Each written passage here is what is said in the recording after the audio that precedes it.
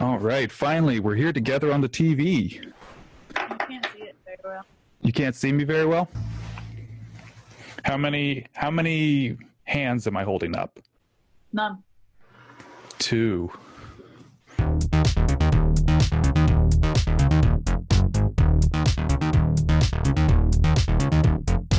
Welcome back, Video Rangers, to another episode of Nothing New, the show where we wax poetic and dirge mournfully into the future. I have with me today Louise Chicoine, who is sitting in the desert. I'm always apt to point out, Louise, that my name is embedded inside your last name, which is very exciting. How are things in the desert? It's good here. It rained today. Oh, yeah? How much does it rain there? On average, 2 inches a year. How long do your fingernails grow in a year? Long. Do you think more than 2 inches?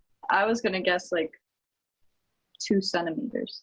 We should play some bets. I say 2 inches, you say 2 centimeters. I have no idea how to I want to increase my Okay. Do you want guess. to? Okay. How about we'll do higher or lower? So I'm going to say 1.5 inches then. Higher or lower? Wait, you said 2. I say lower than 2. Yeah, well, I wanted to revise mine. So now you're thinking 1.5 inches, longer or shorter? I think that's about exactly right. Okay, so we're in agreement. I mean, do you still take, what is it, like beta carotene or something? Oh, biotin? Yeah, to make your hair and nails grow. Yeah, so how long do you think your fingernails grow? You've got extra super growing long fingernails. Way more than average. The simple answer is fingernails grow about 1/10 of an inch every month. Oh. So that puts it in just a little bit under 1.5 inches. Probably for us, that is a little bit more than average, both of us. We probably have. Oh, you think I've got fast growing fingernails? Yeah, I bet you do. I think I've got really soft fingernails. I can just like cut my fingernails with my own fingernails. Can you do that? Yeah, it's Okay. gross to think about that, though. Some people have really thick, strong fingernails. You and I have weakling fingernails. They're flexible. They're flexible, yeah. They can adapt to anything, except for situations that require strong fingernails. Like digging. Digging, scratching people's faces. Currently, you live in the desert. What do you do in the desert? I usually walk around in the yard. Come on! I feel so happy. I feel so good. I've got to tell it to the whole wide world. Hell yeah! If someone were to ask you, pop quiz, what do you do? Musician is where it's at. Yeah, and it's maybe like I might spend more time walking in the yard, but the time I spend making music is worth more. What is the current musical act that you've been working on? It's called Bandy Grove. It's really positive pop music. Well, we're gonna jump back in time a little bit and try and find some things you haven't thought about for too long. You ready? I'm ready. I'm Okay. scared. Let's spin the wheel. Wait, I spin the wheel or you spin the wheel? We'll do like a spin the bottle sort of thing. I've got a pair of scissors The here. box. Huh? Spin the box? Spin the bottle, you know? You thought it was spin the box. Yeah, I'm not very educated. If it's pointing more at you, that is in the 2010 to 2020 range. If it's pointing more at me, that's more the 2000 to 2010 range. And we'll just cut out the 90s, I guess. Even though, and the 80s, you know? Yeah, you don't want to know what happened then. So I'll just spin it and we'll figure out what it means. We'll divine the truth. Okay, it's pointing directly at me, which I think means 2000. Where were you on January 1st at the big Millennium Bash? That was such a big deal when we were kids. I was like in middle school. I was at a friend's party. I felt out of place. I've heard people say whoever you spend New Year's with is who you'll be spending the most amount of time with in the coming year. Was that at all true? No, that wasn't true. See, they just don't tell the truth when they make up sayings.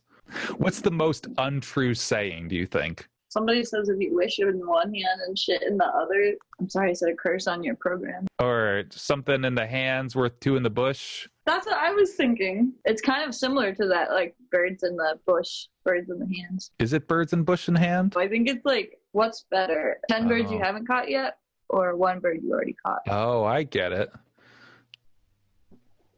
Seems like it's infinite amount of birds. If you want a bird, I don't know. Anyhow, what sort of goals were in the eyes, the shining eyes of young Louise, do you think? I probably just like really wanted to fit in. I couldn't do it very well. I think I just do it naturally now. Oh, Louise, you fit in right here. You can't see what I'm doing, but I don't think the camera can even see what I'm doing, and I'm not doing a very good job either. What was the first band moment? I started this band with my friends, Orion and Shane, called The Aesthetics. We did like covers of Kitty. You know that band, Kitty? Did you guys ever have any gigs? No. Mostly we would go next door to Shane's neighbor's house, Aslan, and like eat all his bread in his kitchen and stuff. I love eating bread.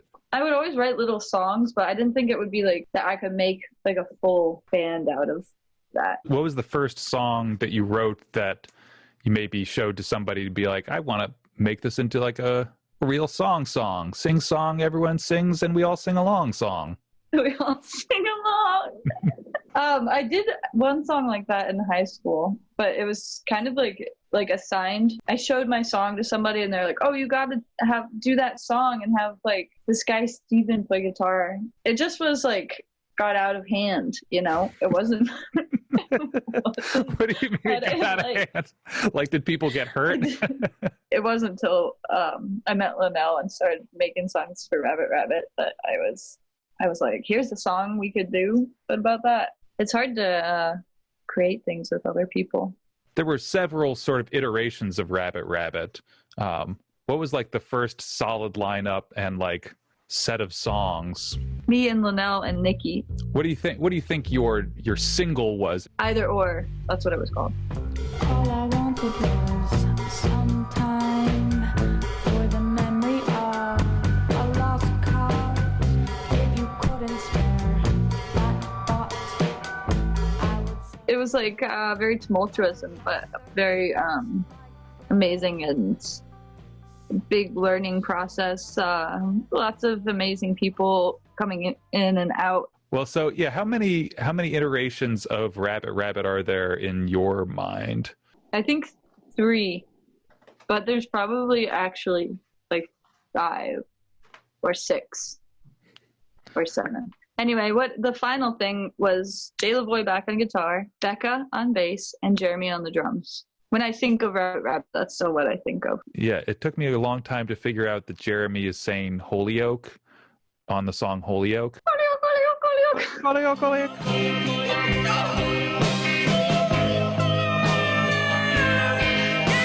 Dude, when we were writing that song, we had this practice space in Holyoke that it was not good. It was not good. But one of the features of it, the good feature of it was that the bass amp would pick up this man who had like a CB radio at his house, and what he was doing on his CB radio was just going Holyoke, Holyoke, Holyoke, Holyoke, Holyoke, Holyoke, Holyoke, and it would be like loud, so loud that we couldn't play music, and he'd be like, all right, we just gotta wait out the Holyoke guy. Look, some things of it, the words of Rabbit Rabbit are mystical. I've got a shirt that I always get compliments on. It says Rabbit Rabbit, and it has 2 hands kind of making like okay signs, and then it has just kind of writing all over it. It kind of looks like a Dr. Brommer's soap label in a way. Those were pretty cool. And then that last album, the record, that's what I'm most proud of. So what went into that final album? We wrote it really quick. We like recorded it, in a nice studio. They were songs that I felt super passionate and excited about because it meant a lot for all of us, I think. I remember you guys had one of the most brilliant ideas for tour, which was like tour to go get the records from Chicago so you don't have to pay for the shipping. I mean, it's kind of too bad for the people on the first part of the tour. Some people were like, don't you have records? And we were like, well, about that. That was kind of the end of Rabbit Rabbit, was right after you got those records. Did you manage to unload enough of those records? Sold them all on tour. On that tour? No, I'm totally kidding. Oh. Or are there any songs on there that are particularly memorable in your mind? Yeah, that song, I'll Always Remember You. The title song? It's so easy to remember.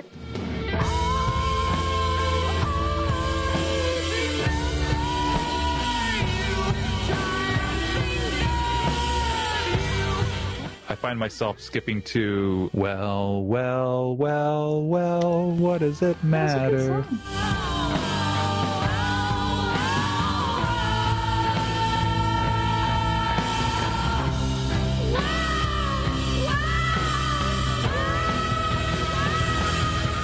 Start off slow, it feels so good. quiet, and then you just get bigger and louder.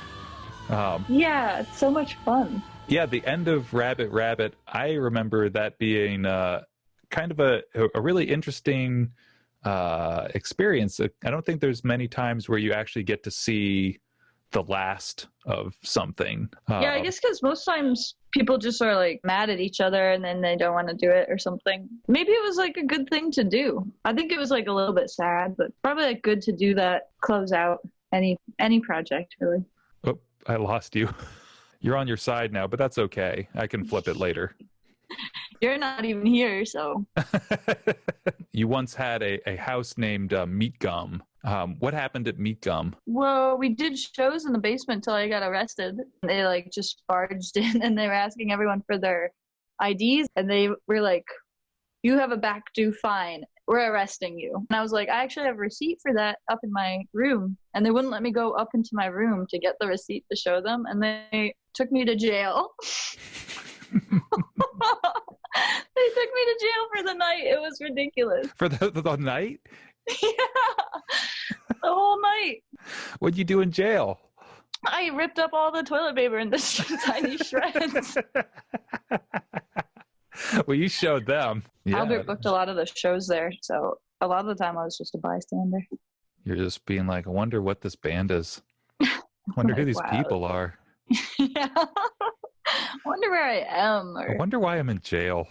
Yeah. I didn't do anything wrong. Why? One time they were driving me to jail and I was like singing in the back seat because I was so sad. I was like, this is terrible. I'm going to go to jail. And I was singing myself a sad song. And they told me to stop. Like, shut up back there. Like, you're making me sad. Sing my sad song. I'm beginning to regret arresting you. Well, before you go, would you like to answer some listener questions with me? Yeah. If I sit better, will I get taller? This is from John Lee. Do you think he's sitting bad? I feel like I was always told to have better posture. My friend Kathy told me that sometimes people sit with extra good posture thinking it's better for them, but it's not. Do you think the people that try to sit better become smaller? Oh, right. The outcome that we're looking for is height. Yeah, I bet they shrink. How big does a boat have to be before they don't stop when someone falls off?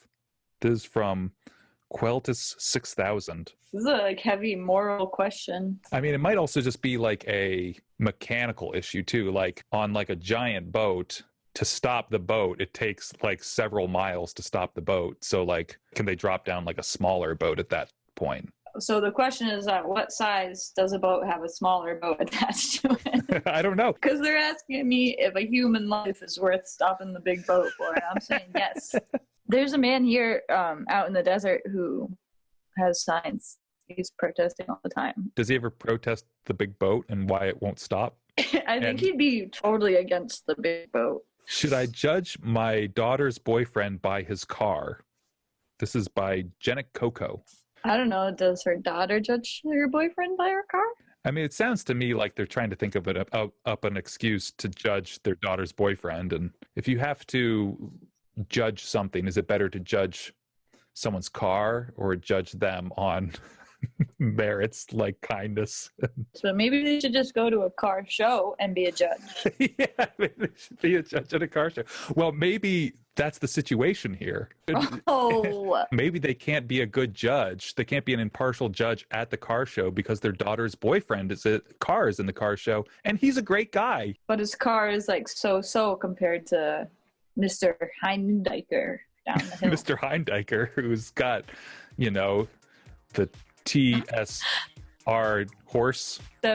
75 T6. The 75 T6 is classic. Mint condition. Hasn't ever been taken out of its packaging.